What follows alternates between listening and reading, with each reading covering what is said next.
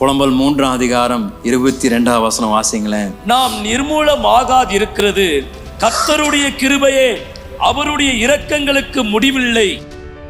அவருடைய இரக்கங்களுக்கு முடிவில்லை. ஆனால் முதல் வாக்கியம் என்னங்க? நாம் நிர்மூலமாகாம இருப்பது கர்த்தருடைய கிருபையே. கிருபைதான், அவருடைய கிருபை தாங்க. இன்றைக்கு நம்ம ஒவ்வொருவருக்கும் மரணம்ன்றது நிச்சயம், பாவ தண்டனை நம்ம ஒவ்வொருவருக்கும் இருக்க வேண்டியது நிச்சயம்.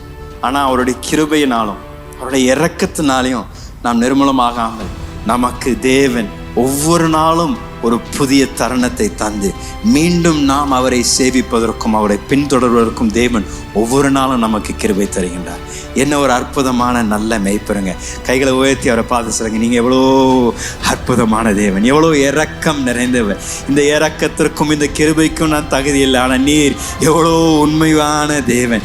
ஆண்டவரே, இந்த வருடம் உண்மையாக நடக்க எனக்கு கிருபை தாங்க ஆண்டவரே. உண்மை உண்மையாக பின்பற்ற எனக்கு கிருபை தாங்க. ஒரு சாட்சி உள்ள வாழ்க்கையை வாழ எனக்கு கிருபை தாங்க ஆண்டவரே.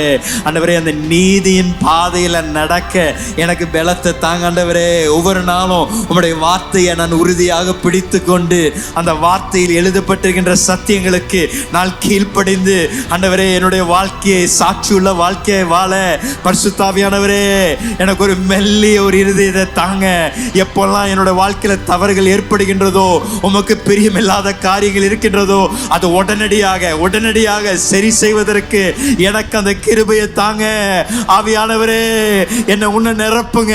நான் சிறுகும், நீங்க பெருகணும். இந்த வருடம் நான் சிறுகணும், நீங்க பெருகணும். ஆண்டவரே, என்னுடைய விருப்பங்கள் சிறுகணும், நீங்க உம்முடைய வாஞ்சைகள் உம்முடைய நோக்கங்கள் பெருகணும். ஆண்டவரே, இந்த வருடம் நாங்கள் உங்களுடைய கரத்தில் எங்களுடைய வாழ்க்கையை கொடுத்து எங்களை அனுதினமும் நடத்துகின்ற நல்ல மெய்ப்பரே, உண்மையான தெய்வமே, நீர் எங்களை நடத்தும்.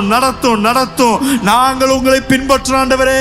உம்முடைய சத்தத்திற்கு நாங்கள் எங்களுடைய செவிகளை சாய்த்து ஆண்டவரே ஒவ்வொரு நாள் உம்முடைய வார்த்தைக்கு நாங்கள் கீழ்ப்படிந்து நடக்க இன்று சாயங்கால வேளை உம்முடைய பிரசன்னத்தில் நாங்கள் ஒவ்வொருவரும் நாங்கள் அர்ப்பணிக்கிறோம் ஆண்டவரே. பரிசுத்த ஆவியானவரே, எங்களுக்கு அந்த கிருபை இல்லை, ஆனால் நீர் எங்களுக்குள் செயல்படும் பொழுது அதற்கு ஏற்ற பலத்தையும் கிருபை நீங்கள் எங்களுக்கு தரப்போவதற்காக நன்றி ஆண்டவரே.